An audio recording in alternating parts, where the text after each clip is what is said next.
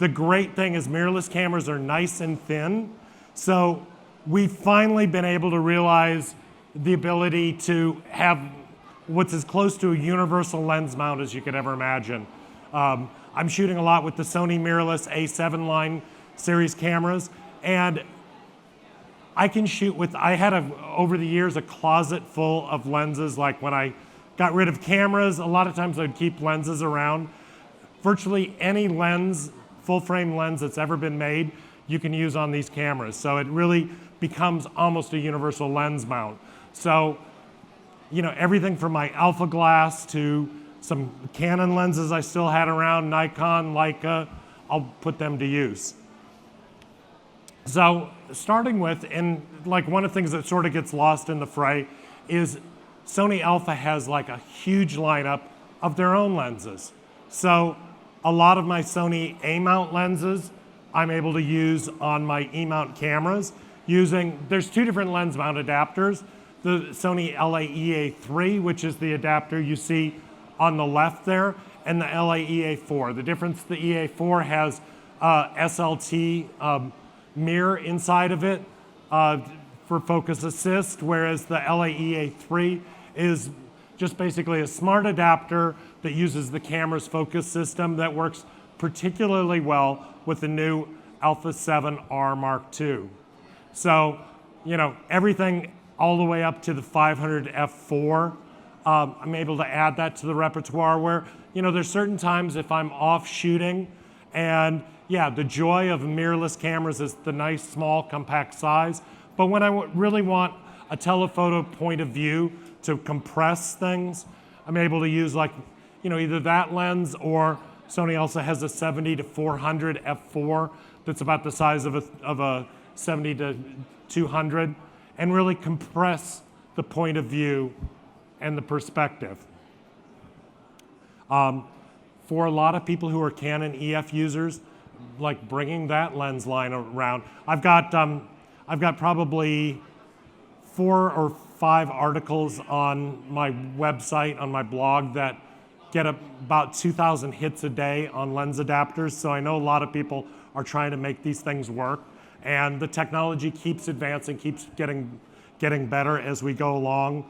Here are 3 of the most popular lens mount adapters. The Metabones Smart Adapter 4, it's now up to the 4T is the newest version, but there's also, that's about a $400 adapter, but there's also $100 adapters from Photodox and Viltrox that work very well as well.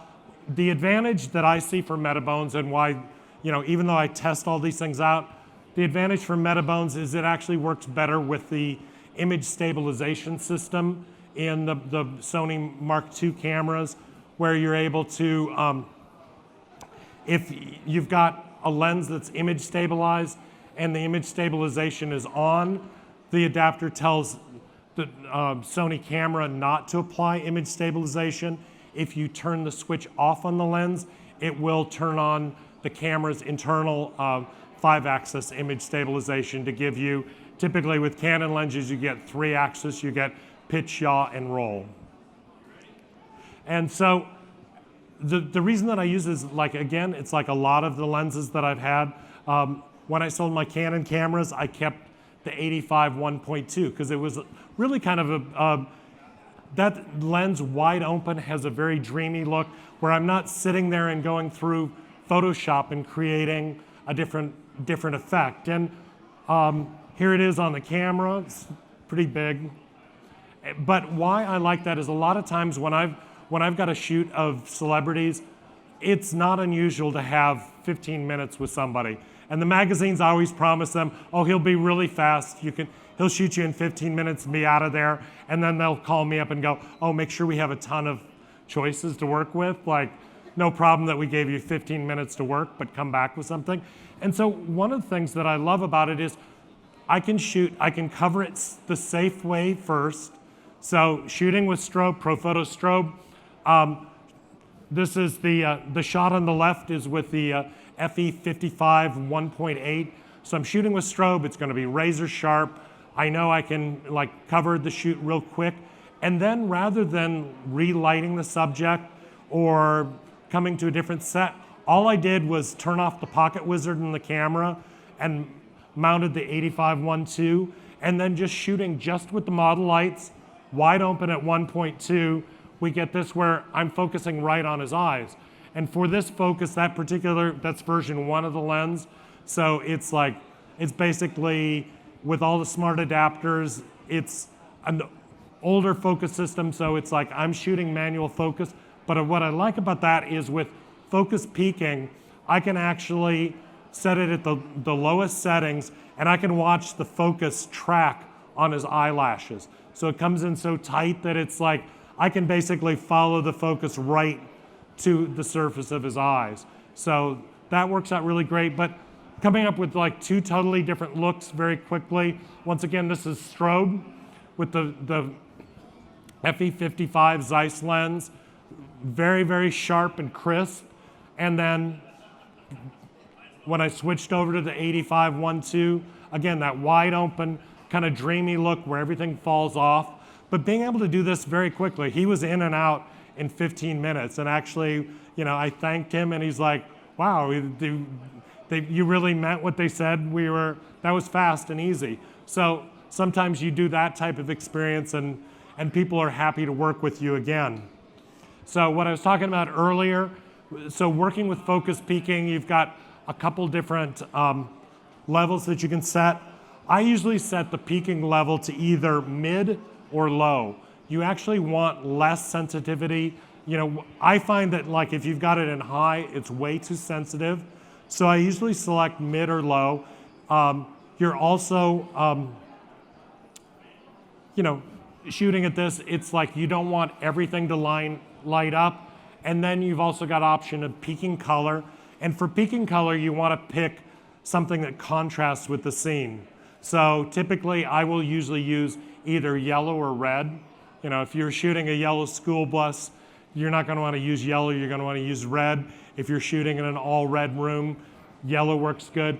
Another trick that actually is really cool with the Sony cameras, if you've got live view setting effect turned on, and you select the creative style of black and white, if you're shooting raw, all that's really going to change is your preview image. You're still going to get a full color image, but you see in the EVF and on the LCD, you see a black and white image. That combined with red, wow, focus peaking really works, that combination together. So if you're ever having trouble where the scenes has a lot of colors and you can't quite see what you're doing, that's really the trick. Activate that and it'll work great. Probably the most popular adapters out there are for Leica M-mount cameras. When I got the original NEX5, within a week of that camera's announcement, I found on eBay there were already lens adapters made that you could mount Leica lenses on E-mount cameras. So there's quite a few of those. I mean, they're everything from like $10 for the cheapest generic versions to, this is actually that first one that I bought off eBay, which at the time was about $50. This is with my Leica 24 2.8,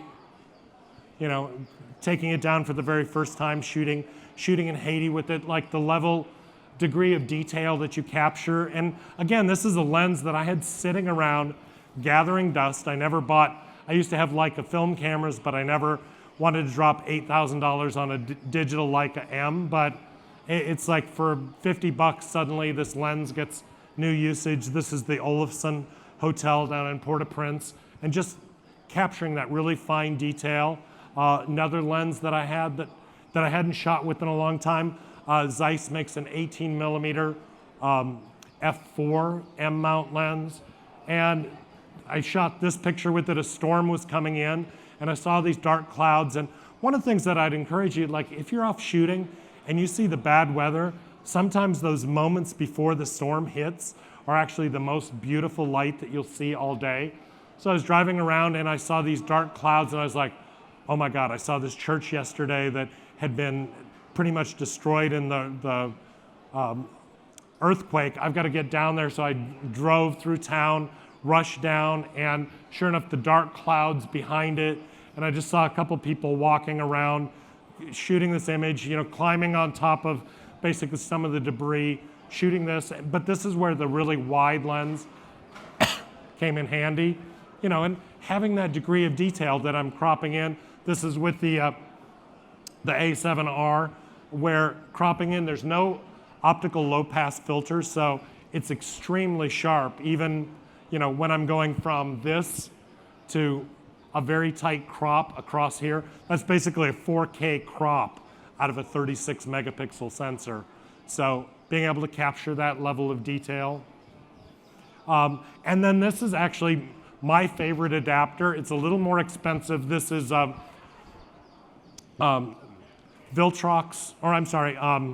Voigtlander makes an adapter called the VME adapter. And the great thing about that is it's got helicoid focusing in it. One of the things with a lot of rangefinder lenses, typically rangefinders are not that accurate when you get really close because your eye is here and your focus is from there.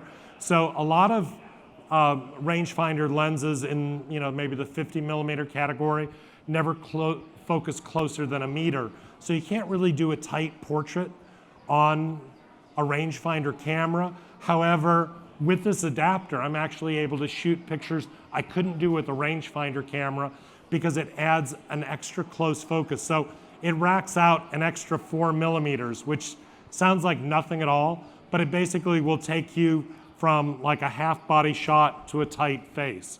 So that's where that comes in really handy. Doing portraits like this. Another one of my rangefinder lenses I had, Voigtlander makes a 50 millimeter 1.1 for about $1,000. So you want that fast, high-speed lens, but also now the ability to shoot a tighter image with it. For tighter portraits like this. Monkey portraits. Believe me, I photographed lots of celebrities. Monkeys are the most difficult subjects you'll ever have. No celebrity will ever match. But we caught this one.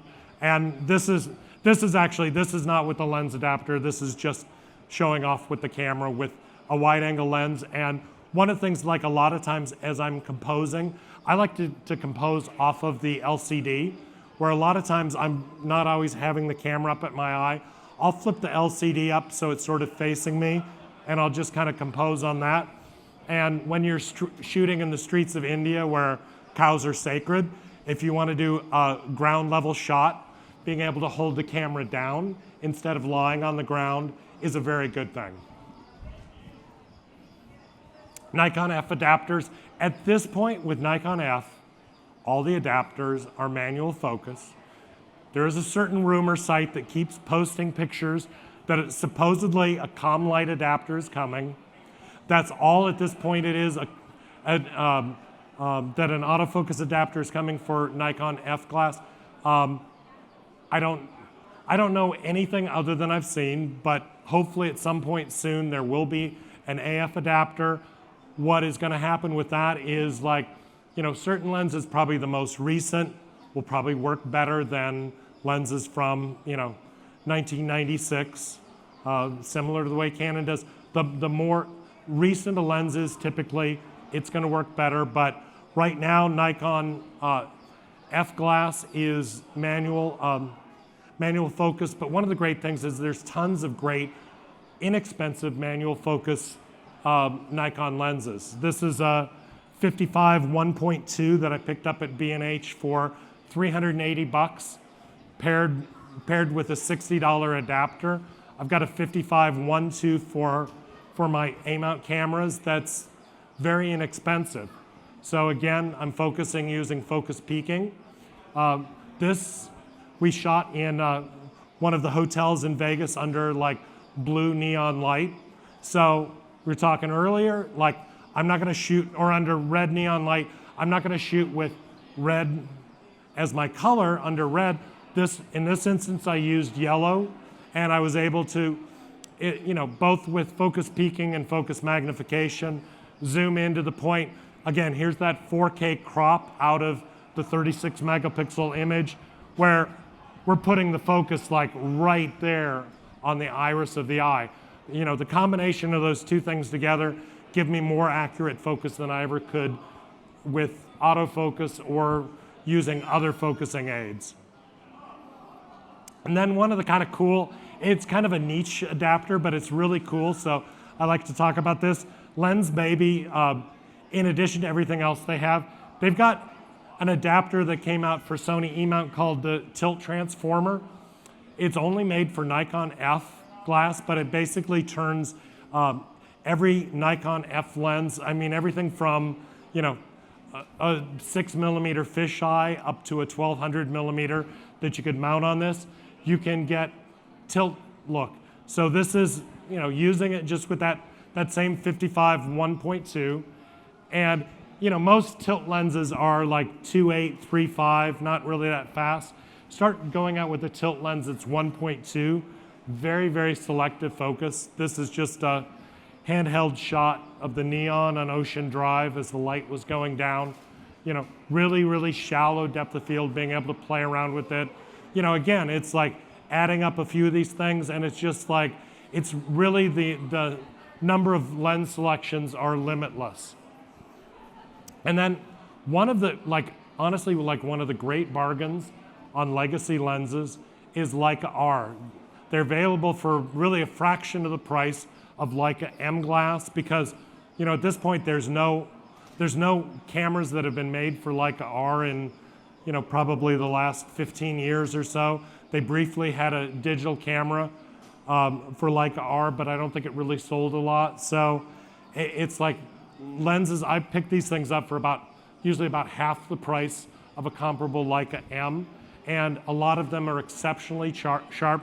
This is shooting with the 60mm macro, which again was maybe about a $350 lens paired with a $60 adapter, and both a nice tight portrait here, and then, you know, coming in, want to shoot down to 1:1. You can do that as well. So it really opens up for people who have a lot of legacy glass or want to pick up some unusual lenses for a different look. It opens up a lot of possibilities that way.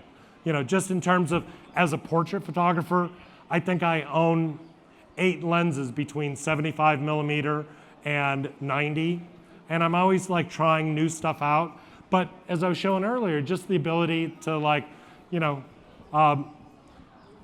the Canon 85-1.2, if I really want that dreamlike shallow depth of field with, you know, just a little bit in focus, everything else blown out, or possibly the sharpest portrait lens I've ever shot with, or actually I'll say unquestionably is the Zeiss Otis 85 1.4.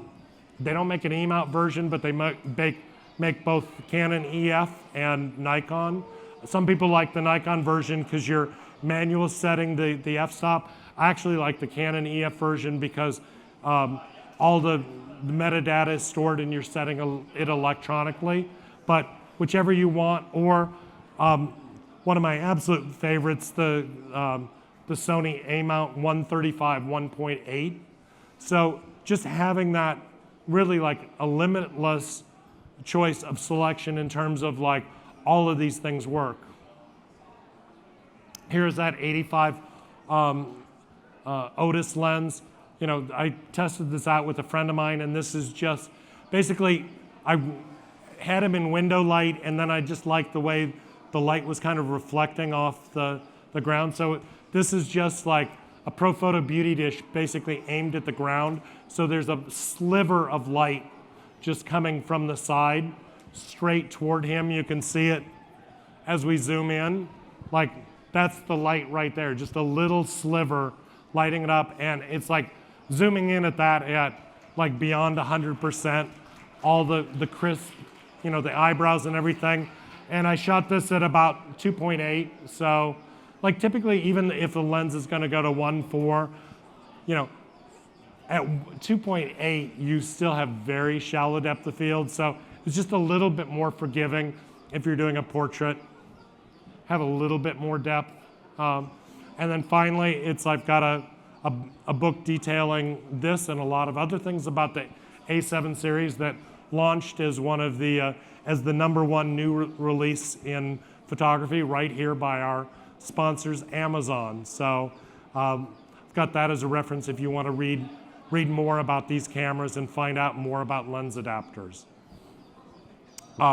We're toward the end of the show. I think we're still okay. We've got a few more minutes. Is any questions out there? Yes. So with those micro lenses you're talking about, Yeah. can you still get, is it autofocus? No, I mean, every Leica lens that was ever made is manual focus, and the camera preserves, the lens adapters preserve that manual focus, just like old school. So it's like, if a lens was made for manual focus, adapters aren't gonna change that. But pretty much the same way that you're using, the lenses have an aperture ring, so you're setting that the way you always have. One of the things I would say, because you are setting the aperture ring on the lens, you're going to basically be focusing at your shooting aperture. So with focus peaking, if you're shooting with a wide angle lens and you have it stopped all the way down to f/22, it's actually going to show too much stuff is in focus. So a lot of times with a real wide lens, I'm gonna focus first at 2.8 and then stop down to my shooting aperture. So, yes. Is there any good alternative to metabones for Canon lenses? Yeah, I was showing earlier a slide of my second favorite on that is photodiox, and in fact I would say if you're not using image stabilized Canon lenses, it works just as well. That's probably the big plus that photodiox is having, or that Metabones is doing, is that they handle image stabilization a little bit better. But they've been very proactive in the last 2 weeks. They've released 3 updates to their firmware. So they're constantly looking at how the adapter is working with all the cameras. So yeah, it's 4 times the price. It may not be 4 times better, but there are some advantages to getting the Metabones. But if you're looking at that $100 price point, photodiox is very, very good. Anyone else? Yes. Okay. Uh-huh. How did you go from being small time to big time? Was it a gradual process? Well, I'm still small time, so it's no, I think so one of the things is you have to find that way to make the next step. So one of the things is I was shooting for a lot of magazines like Rolling Stone, but I was doing more photojournalistic stories for them, like on women in the military. So the way that I really made the jump to the next thing is to show them that I could do that sort of work. And it's kind of that catch-22, how do you photograph celebrities if you haven't shot them?